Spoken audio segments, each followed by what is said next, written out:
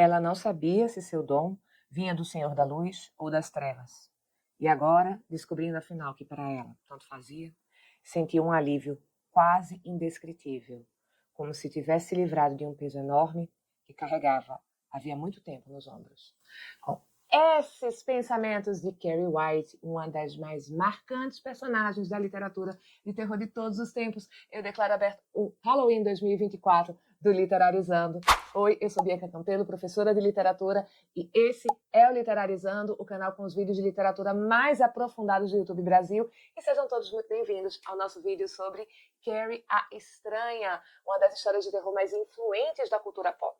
Quem já viu em um filme, uma série, um desenho animado, uma cena em que a mocinha tá toda feliz, achando que finalmente os humilhados serão exaltados numa festa, mas acaba levando um balde de água fria, ou de meleca verde, ou de lixo, está diante de uma referência direta a Carrie, um livro que está completando 50 anos agora, em 2024.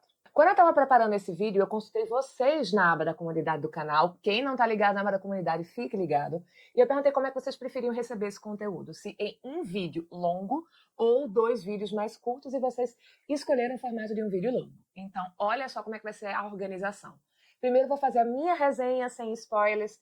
Então, eu vou apresentar a premissa da trama, os personagens mais relevantes, vou destacar aspectos que eu acho que são muito importantes para quem está lendo, prestar atenção, comentar as minhas partes favoritas, fazer a minha avaliação geral do livro. Depois a gente vai ter uma análise mais aprofundada de alguns dos temas da obra, e nessa parte eu vou contar uma coisa que vai explodir a sua cabeça. Você vai descobrir alguns elementos simbólicos que acrescentam sentidos ao texto, que dão uma pirada na gente quando a gente percebe. Quando a gente for entrar nessa última parte, vai ter alguns spoilers, mas eu vou deixar aviso, não se preocupe. Então, vamos lá. Carrie a Estranha conta a história de Carrieta White, uma adolescente de 16 anos que vive em uma cidadezinha chamada Chamberlain, no estado do Maine, como costuma acontecer na obra de Stephen King. E como o título registra, as pessoas acham que Carrie é estranha. E elas pensam isso porque a mãe da Carrie, Margaret White, é uma fanática religiosa, daquelas bem radicais, radical mesmo. E isso desde que ela era mocinha, uma mocinha ali da idade da filha. Tem uma passagem no livro em que o diretor da escola da Carrie vai lembrar que as pessoas comentam que a Margaret, quando era adolescente, estudava naquela escola, disse para uma professora que a professora ia para o inferno por causa do assunto da aula, e que ela chegou até a bater, dar um tapa assim na cara de outra menina porque essa colega estava fumando, e fumar é pecado. Então ela tinha que combater o pecado.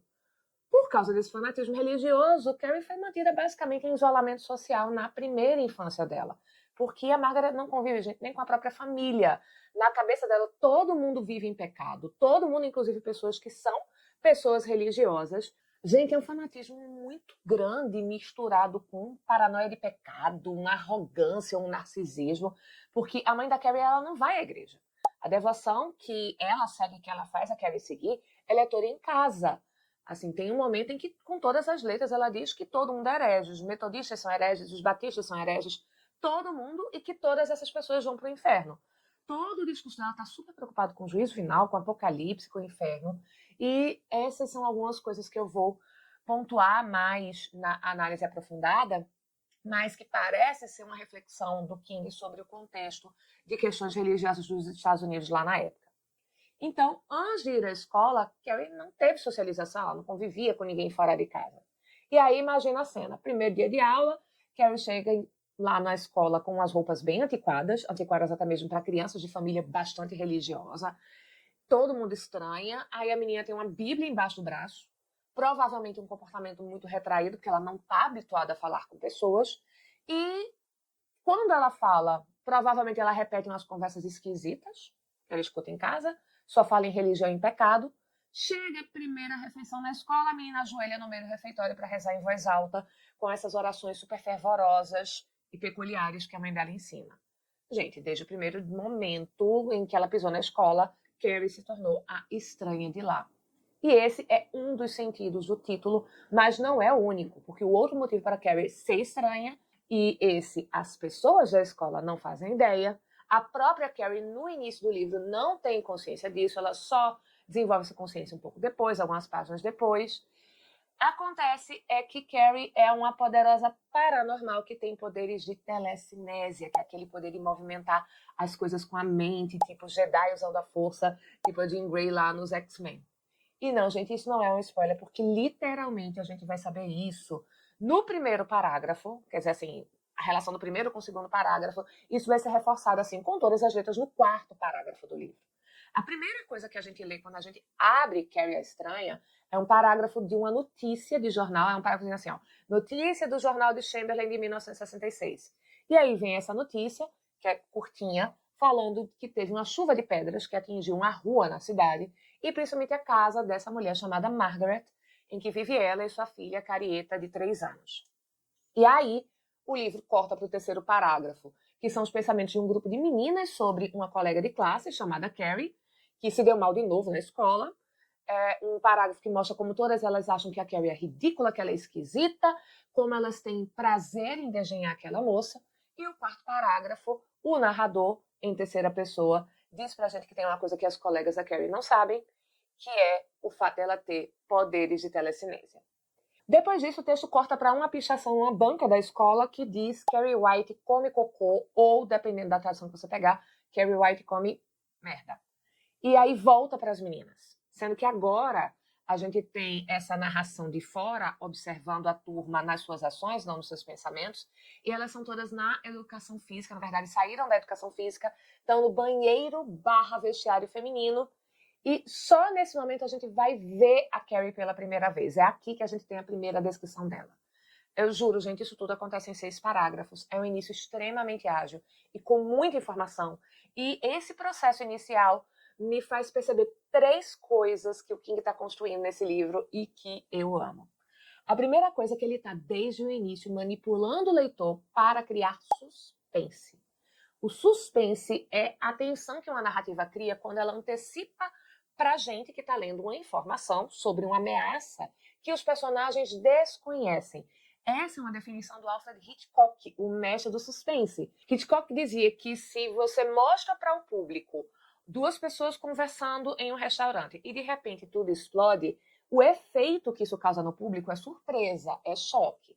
Mas que se o filme mostra essas mesmas pessoas sentadas conversando e mostra que embaixo dessa mesa tem uma mala com uma bomba, relógio, e ninguém sabe disso, aí você tem suspense. Aí você tem tensão. Porque a gente sabe do perigo, mas os personagens não sabem. E a gente consegue antecipar vários desfechos para a situação. A gente fica na tensão se vai explodir a bomba com aquelas pessoas ou não. E pensa que, olha, pode a bomba explodir e matar todo mundo. A bomba pode falhar e as pessoas sobreviverem. Ou alguém pode descobrir a maleta e tentar fazer alguma coisa para evitar a tragédia. E pode ser que alguns sobrevivam e outros não. A segunda coisa que o King está fazendo aqui é que ele vai deixando as informações como se ele estivesse fazendo aquele passatempo de criança que tem os vários pontinhos e você tem que ir ligando um no outro para formar o desenho, para entender a situação.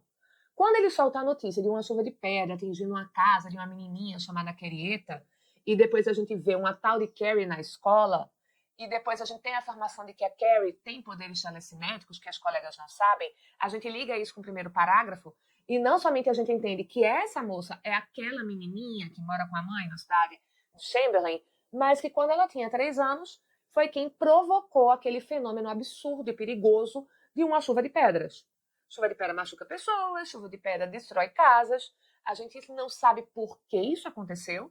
E a gente vai ficar imaginando que se as colegas não sabem, a Carrie não deve ter mais usado os poderes dela.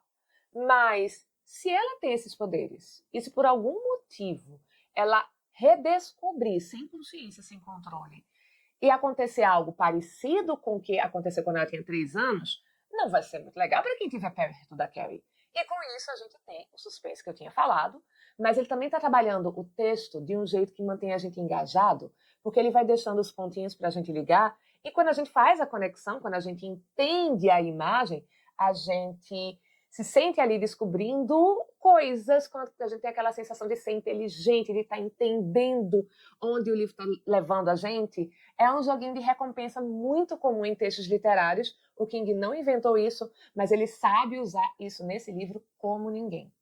E o terceiro elemento que ele usa aqui, que eu gosto muito do efeito que vai ter, ou melhor, dos dois efeitos que vai ter, das duas funções que tem na narrativa, é esse encaixe de muitos textos na base da estrutura do livro. Ele começou com a notícia, aí foi para um monólogo interior, colocou a gente na cabeça das colegas da Carrie.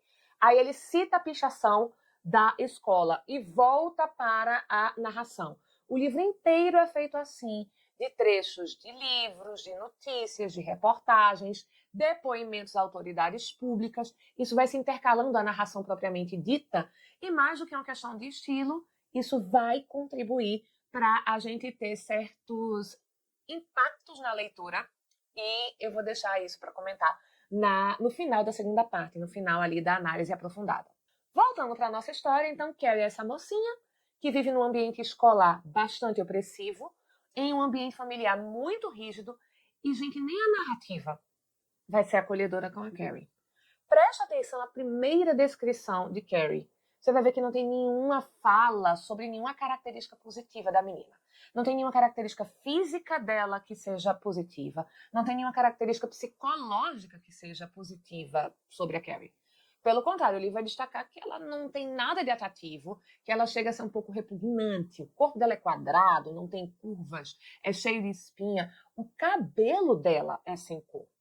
Vejam, não é castanho, não é ruivo, não é loiro, que são descrições objetivas, que não tem nenhum tipo de julgamento.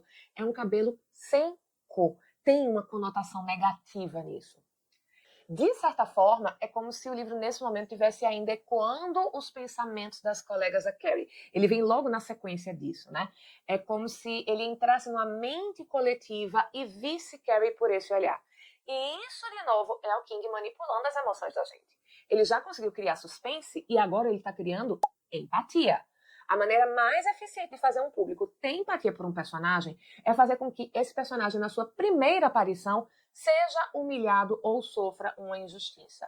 E a gente vai presenciar Carrie sendo humilhada não só por causa do pensamento geral das meninas, a pichação, a descrição que diz pra gente que ela é uma rã entre cisnes, a coisa chega a níveis muito piores, porque nesse cenário do vestiário, Carrie vai ficar menstruada pela primeira vez, na frente de todo mundo, e ela é a última a perceber.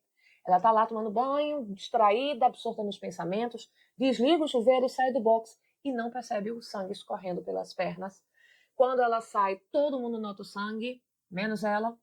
E como Carrie é o saco de pancada favorito da escola, alguém vai agir ali como se fosse uma pessoa normal e diz: eita, colega, você ficou menstruada, se lava de novo. Fala com ela com clareza e com um mínimo de respeito. A primeira reação é uma vaia. Uma daquelas vaias idiotas de americano tonto que a gente vê em filme, com todo mundo repetindo a mesma palavra. Enfim, essa vaia vai ser iniciada por uma moça chamada Chris Hungerson, que é a principal antagonista de Carrie na escola, e basta ela começar para ter o efeito manada, fica aquele bando de mulher basculho sem personalidade nenhuma, repetindo o que seu mestre mandou dizer, e aí, dependendo da tradução que você pegar, você vai ler elas gritando em português: incômodo, incômodo, ou então menstruou, menstruou. Foi assim que a gente teve essas traduções. Uma usa um eufemismo e a outra usa a palavra mesmo. Só que, para piorar, a situação já é constrangedora o suficiente, mas tem mais. A Carrie, ela não entende o que está acontecendo. Ela fica parada, olhando para as colegas, processando, tentando entender o que foi que aconteceu dessa vez, qual foi o erro dela. O sangue está lá escorrendo, as meninas rindo da cara dela, até que uma delas, chamada Susan Snell, ela xinga a Carrie de um jeito bem pesado. Dependendo da tradução, ou ela vai chamar a Carrie de balofa idiota e vai dizer: você tá sangrando, vai se limpar. Ou então ela vai dizer assim: você tá sangrando, vai se limpar, seu pudim nojento. É pesado. E só nesse momento a Carrie vai ver o sangue. Só que a reação dela não é somente uma reação de vergonha: ai meu Deus, todo mundo tá vendo o meu sangue. A reação dela é de pânico. Ela vai gritar aterrorizada, como se estivesse sendo ameaçada por um perigo terrível, e na cabeça dela é isso que está acontecendo, porque Carrie não sabe o que é menstruação. A mãe nunca conversou com ela sobre o assunto, e o livro não explica como isso pode ter acontecido, mas a gente vai ter pistas ali de que possivelmente a mãe impedia que ela estudasse certos assuntos das aulas de ciências, evitava que ela fosse para a escola nesse período. Então, a menina vê que está saindo sangue do corpo dela, ela começa a sentir a barriga doendo, E ela começa a gritar desesperada, ela acha que vai morrer. E quando isso acontece, alguém se toca que não somente aquela vaia toda é errada, mas que aquela moça está precisando de ajuda. Alguém tenta conversar com ela, acalmar. O que aquelas meninas, o que aquelas adolescentes vão fazer ali é começar a pegar absorventes íntimos e jogar na Carrie. E gritar para ela a rolha. E eu juro que nesse ponto a gente está apenas na 5ª página do livro e a gente já está nesse nível de violência verbal e simbólica se desenrolando nessa história, tendo como alvo essa moça. E isso é só o começo. Porque quando Carrie vai para casa, quando a mãe dela chega em casa, a reação da mãe é dizer que aquilo ali é sinal de que ela é uma pecadora, que ela precisa pedir perdão pelos pecados dela, e Carrie tenta se defender dizendo para a mãe que ela não fez nada de errado e que o pecado é esconder a verdade dela, então quem pecou foi a mãe. E isso vai enfurecer a Margaret White, que é uma figura assustadora, gente. No livro, Margaret é uma mulher grande, corpulenta, extremamente forte. Ela vai atacar Carrie com agressão verbal e física, e a gente vai presenciar uma sequência de abusos bem pesados, porque é uma mãe falando para a filha que a filha é cria do diabo, ela vai estapear essa menina, ela vai chutar essa menina quando ela está no chão, e ela vai arrastar Carrie até um armário onde a Margaret costuma trancar Carrie, até ela se humilhar e dizer que é uma pecadora e aceitar fazer as penitências religiosas que a mãe está impondo. Agora, o que nem as colegas sabem e o que a Margaret não sabe, mas a gente sabe junto com a Carrie, é que ela recuperou memórias daquela chuva de pedras e ela tomou consciência dos seus poderes.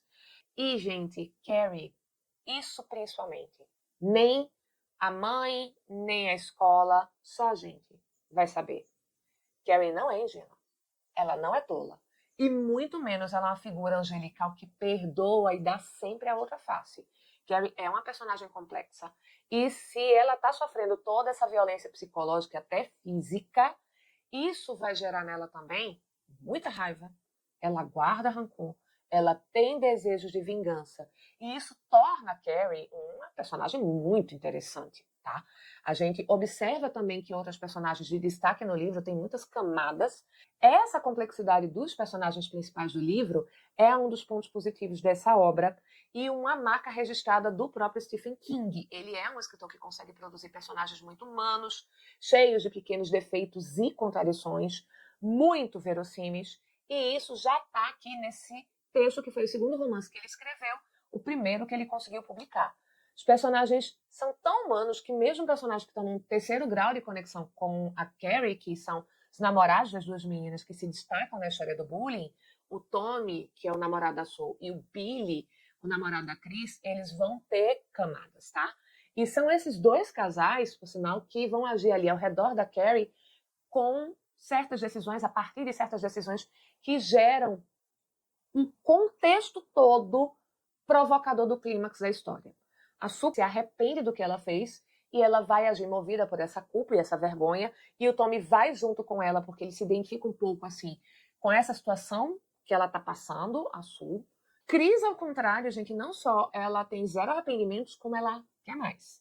Essa menina, gente, é a Regina George original, sem cortes. Se você é fã de Meninas Malvadas, vai nos comentários agora e escreve que barro.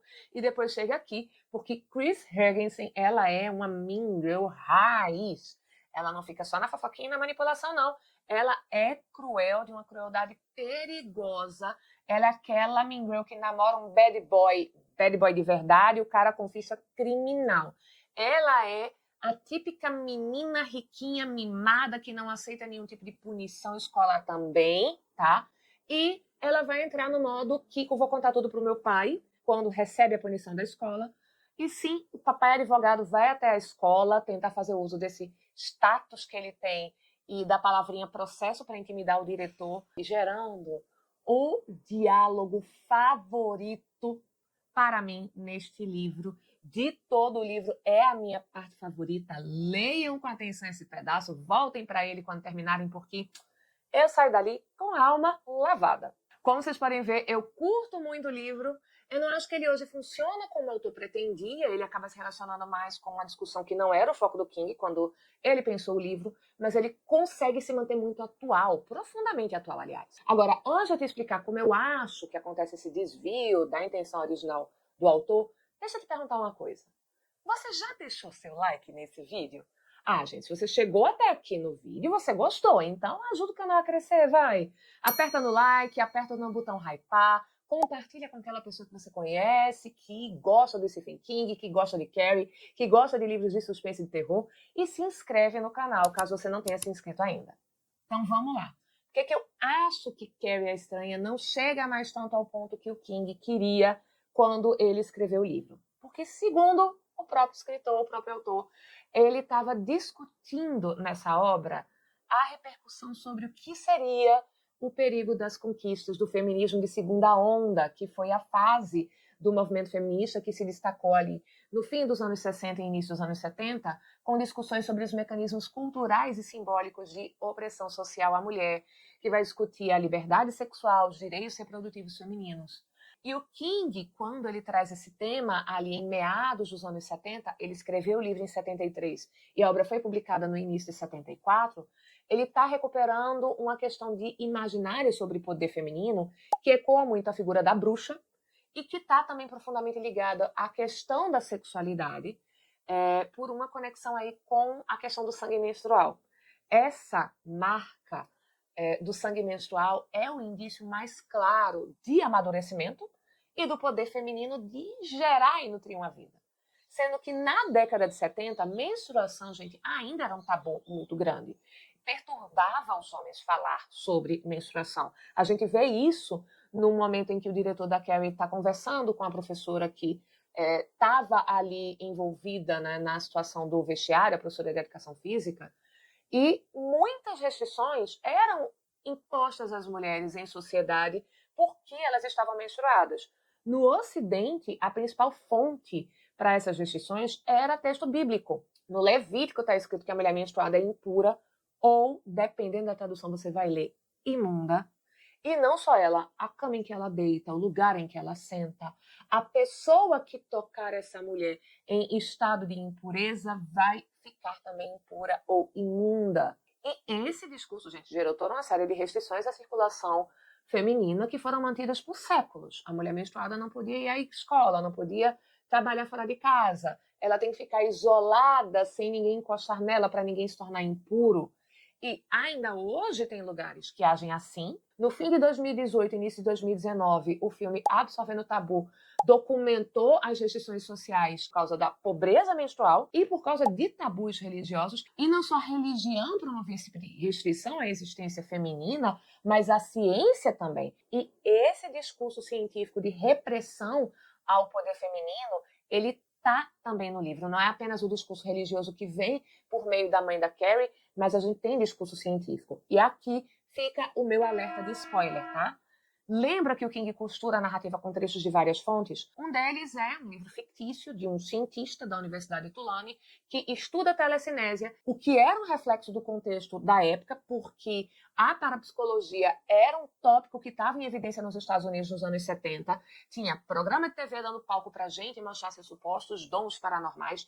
Tinha pesquisa nas universidades. O King afirma que o estalo para escrever o texto foi uma reportagem que ele leu no fim do ano de 1972. Essa reportagem dizia que telecinésia era um fato e que meninas no início da puberdade seriam as mais propensas a usar a telecinésia de uma maneira espontânea e destrutiva, principalmente quando elas estivessem ali sob forte emoção.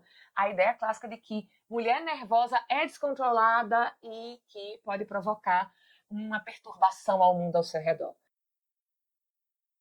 Aliás, uma das últimas coisas que a gente tem em Carrie, quando a gente está ali bem pertinho do desfecho, é uma citação desse livro fictício que se questiona se a sociedade vai estar preparada para realmente se precaver dos danos possíveis desses poderes de telecinésia de jovens moças. E sim, gente, é uma questão de poder feminino, porque segundo o livro desse estudioso, esse poder ele está vinculado ao cromossomo X. Ele só poderia se manifestar nas mulheres, os homens seriam apenas portadores do gene. E olha só o que ele vai dizer pra gente, tá? Se o dom da ATC, né, que ele abrevia telecinésia, se manifestar com a puberdade, e se esse teste hipotético de telecinésia, porque ele se levanta ali a possibilidade de você fazer um teste genético para identificar quais são as moças que têm o gene ali que é dominante, que vai expressar esse poder. Se esse teste hipotético for aplicado em crianças entrando na primeira série, certamente estaremos prevenidos. Mas nesse caso, estar prevenido será estar preparado? Se o resultado do teste de tuberculose for positivo, a criança pode ser tratada e isolada. No caso do teste de telecinésia, não temos tratamento, exceto uma bala na cabeça. E como é possível isolar uma pessoa que acabará tendo o poder de derrubar todas as paredes? E mesmo que se conseguisse o isolamento, o povo americano permitiria que uma linda meninazinha fosse separada dos pais ao primeiro sinal da puberdade para ser trancafiada num cofre de banco pelo resto da vida? Duvido. Especialmente quando a Comissão White se esforçou tanto para convencer a opinião pública de que o caso de Chamberlain foi uma zebra total. Na verdade, parece que voltamos à estaca zero. Vejam que ele está lamentando que as pessoas não vão concordar com essa medida, tá? É um livro que ali sutilmente está dizendo, cara, é o melhor que a gente tem a fazer. Deixar as mulheres em isolamento social, não deixar elas conviverem socialmente para elas não provocarem danos sociais. Então, King escreve Carrie para discutir temas que são o medo social do poder feminino, como a ciência e a religião trazem discursos sobre a necessidade de se controlar as mulheres que têm poder. Porque, né, mulher descontrolada destrói nossas casas, acaba com a nossa juventude. O que eu acho que o livro se desvia da intenção original do autor é que, para mim, não parece mais claro para as pessoas que ele está lidando com um tabu de menstruação, porque para a maioria das pessoas isso não vai ser realidade, e que quando ele vai falar, então, sobre a questão de poder destrutivo, ele não está falando como uma coisa que é feminina. Ele fala como uma coisa que vem da pessoa que passa por tanto abuso, por tanta humilhação. O que a gente termina vendo é uma pessoa que está reagindo de maneira extremamente violenta por causa de tudo aquilo que ela sofreu, e que isso é uma coisa que poderia vir independente do gênero, não é a coisa apenas da mulher descontrolada, da mocinha descontrolada. Principalmente porque a gente vive hoje numa realidade em que tantos ataques a escolas foram feitos principalmente por atiradores, que costumam ser adolescentes homens ou homens jovens, que se sentiram como a Carrie oprimidos, desprezados e que se sentiram sem poder. Evidentemente, as armas da Carrie não são armas de fogo, são os poderes dela, mas é uma narrativa que se aproxima muito do que a gente sabe desses casos, né? A maioria dos casos é de uma pessoa que é continuamente ostracizada, humilhada, ou que se sente assim. Às vezes, pessoas que sofreram violência física também, e que em um determinado momento começam a se preparar para revidar, um dia saem pronta para tudo ou nada. E alerta de spoiler, esse não é apenas o espírito da Carrie quando ela vai para o baile. Eu escolho curtir a festa, mas se alguém se meter comigo, eu escolho violência. Como a Carrie vai para o baile também com a disposição de seguir de arrasta para cima, que a gente sabe que também está em muitos desses casos. A Carrie sabe que quando ela se esforça muito no uso dos dons dela, o coração dela passa por muita pressão, ela sente que ele pode explodir e mesmo assim ela resolve ir até o fim. A vida da Carrie não faz para ela muito sentido, então eu vou, mas antes deixa eu ter pelo menos esse prazer aqui de me vingar dessas pessoas. E notem como a questão do discurso religioso e do discurso do livro supostamente científico também funcionam aqui como discursos que alegoricamente discutem esse tipo de ataque que a gente tem no mundo real. Porque muita gente, diante desses casos, fala que isso aconteceu porque a pessoa não tem Jesus no coração, que isso é falta de religião. E muita gente adoraria descobrir uma forma científica de fazer um exame que identificasse quem são os estudantes que podem agir com violência extrema e manter esses jovens segregados para prevenir essa violência. Pode parecer hoje muito óbvio que a prevenção é esse tipo de coisa só pode ser feita se você zelar por um ambiente social que vai ser saudável, se você cuidar da saúde mental e emocional dos jovens e se você impedir que as pessoas tenham arma de fogo, né?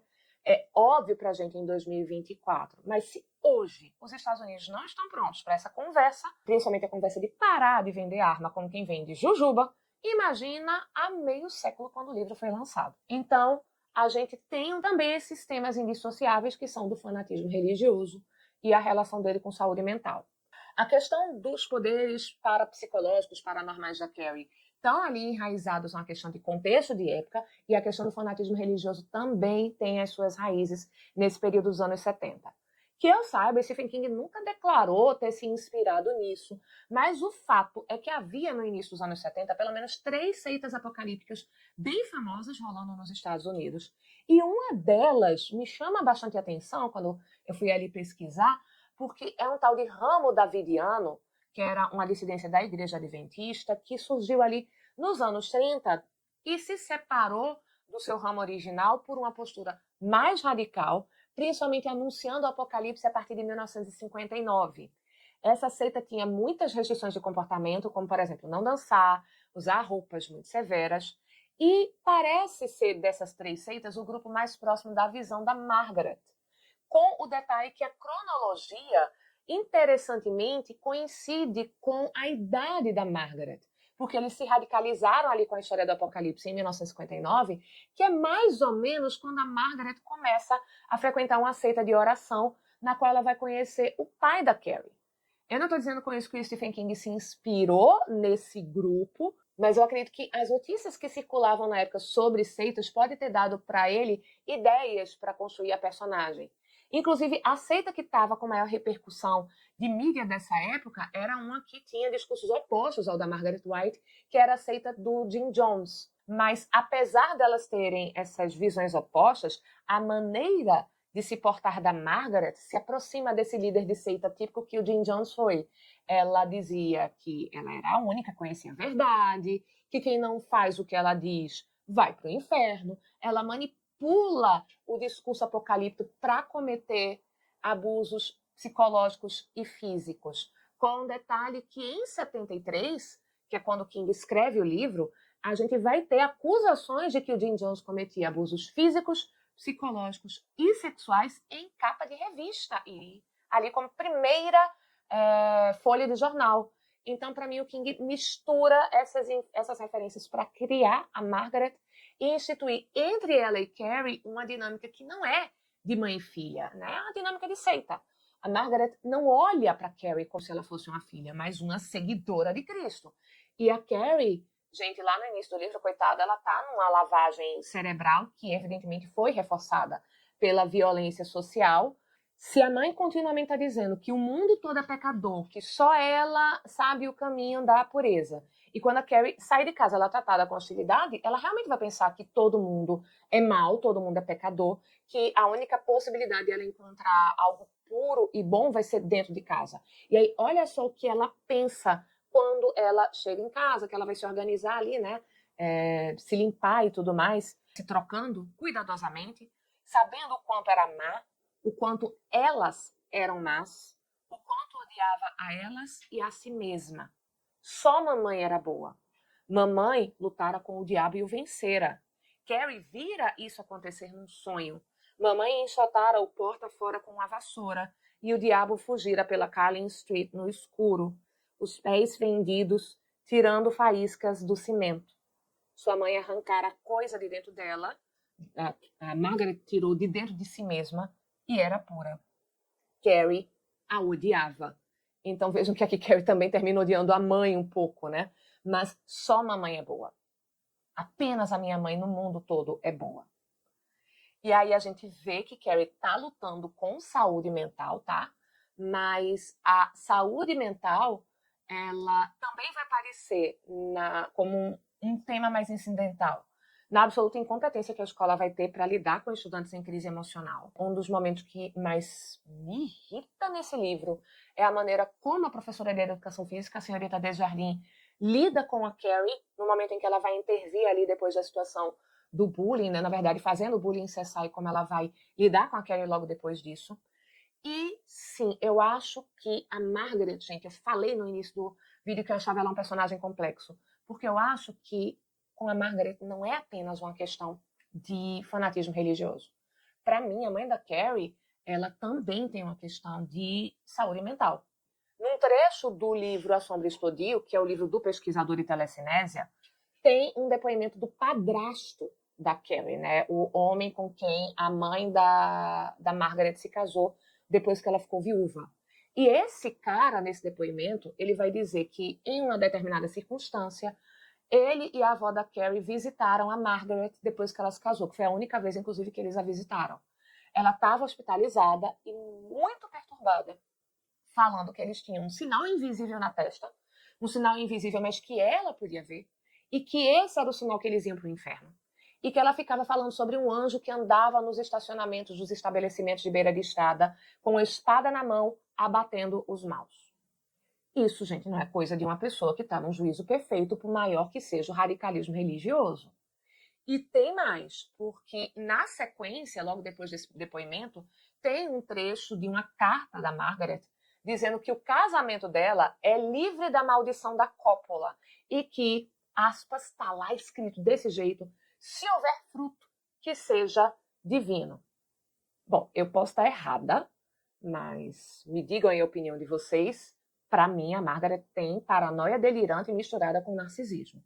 O medo dela do inferno adoeceu essa mulher a um ponto de que ela tem esse mecanismo de defesa, ela cria esses códigos de conduta que, para ela, garantem que ela é especial, que os outros é que vão ser levados, e aí ela garante uma excepcionalidade, ela faz coisas que ninguém mais faz, então na hora que este apocalipse acontecer, ela vai ser poupada porque ela se esforçou mais do que os outros, então ela é excepcional e os outros não são, ela vai conseguir a salvação e os outros não. Agora, gente, deixa eu te mostrar uma das coisas que eu acho mais fantásticas na estrutura desse livro. Isso aqui sim é um big spoiler. É uma das coisas que vão fazer a gente ter muito prazer descobrindo depois da leitura, mas que saber antes vai tirar o impacto ali, né? A sensação da cabeça explodindo pela percepção posterior. Então, seguinte, tá?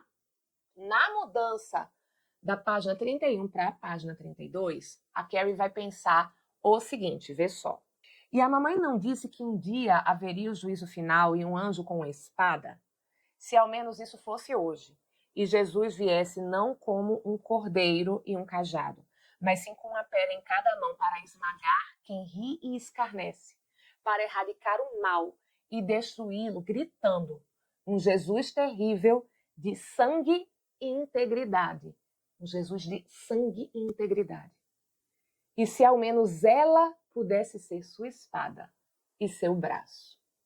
Aqui, gente, a gente tem de novo o tema do sangue que perpassa o livro todo. O livro começa com o sangue da Carrie, o sangue menstrual dela.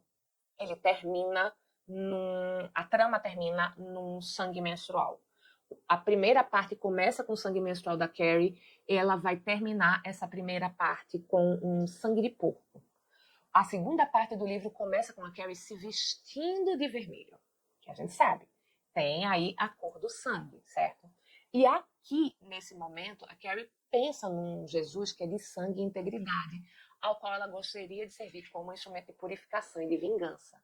O sangue menstrual da mulher é impuro, é sexo e morte, mas o sangue de Cristo purifica os pecados. Os católicos têm muitas orações em que eles pedem que o Cristo derrame o seu sangue sobre eles, que o sangue de Cristo tem poder de quê? De purificação e de proteção em relação ao mal. E o que acontece com a Carrie no baile? Sangue é derramado sobre a cabeça dela. Só que é o sangue mais impuro de todos na tradição, porque é o sangue de porcos. O sangue dos animais em que, segundo o discurso bíblico, os demônios se alojam. E é nessa ambiguidade de um batismo puro ou impuro, de divino e maligno, que a Carrie vai usar os poderes paranormais, aqueles que ela pensa, e eu mostrei isso para vocês no início do vídeo, que será que eles vêm do Senhor da Luz ou das Trevas? Não me interessa agora. Carrie se torna esse anjo vingador que vai com sua espada pelos estacionamentos destruindo os maus.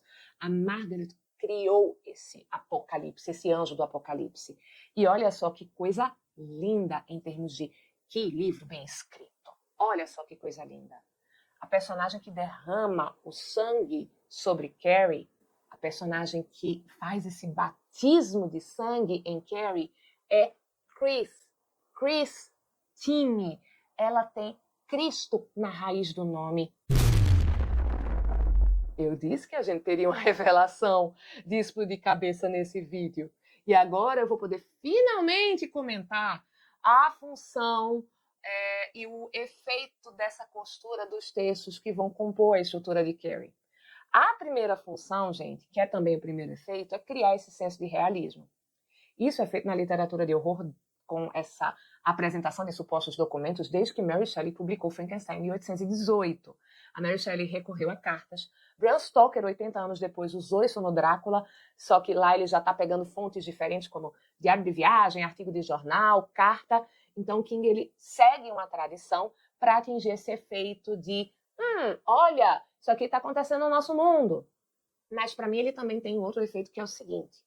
Essa costura parece funcionar como a intercalação entre evidências e testemunhos variados, como, por exemplo, um laudo de um especialista, o depoimento de um especialista, que vai se acrescentando à narrativa dos eventos para a gente julgá-los. É como se a gente fosse um juiz que está ali num tribunal, tendo o relato do que aconteceu, como se meio que a Carrie fosse contando a história dela, e a gente vai julgar se ela está sendo movida por forças de trevas ou de luz, se ela é uma vilã ou uma vítima, e o que a gente deveria fazer com a Carrie, o que a gente deveria fazer com uma próxima menininha, uma próxima moça que tenha poderes telecinéticos. O que a gente vai fazer com ela?